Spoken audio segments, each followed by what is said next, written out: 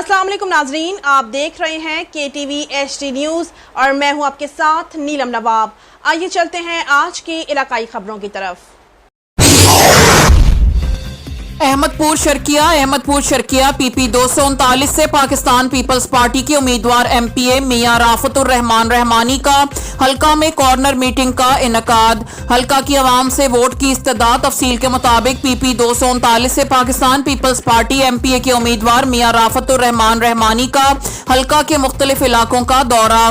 Corner meetings का इनकाद। मियां राफतुर रहमान रहमानी ने कहा कि 40 साल से अहमदपुर शर्किया पर हुक्मरानी करने वालों ने आवाम को मायूसी के सिवा कुछ नहीं दिया। हमारे इलाका को तरक्याती कामों और नौकरियों से महरूम रखा गया। हमारी नौजवान नस्ल डिग्रियां उठाकर दर बदर फिर रही है। माजी के हुक्मरानों ने हमारी नौजवान नस्ल के मुस्तकबिल का नहीं सोचा और अपने मुफादात की सियासत की। पाकिस्तान पीपल्स पार्टी ही वाहिद जमात है जिसने अपने दौरे इक़्तिदार में नौजवानों को नौकरियां फराहम की और महंगाई के खात्मे और गरीब की बेहतरी के लिए काम किया। इंशाअल्लाह इस बार आप सब तीर पर मोहर लगाकर पाकिस्तान पीपल्स पार्टी का साथ दें ताकि पाकिस्तान में बढ़ती हुई महंगाई और बेरोजगारी का खात्मा किया जा सके।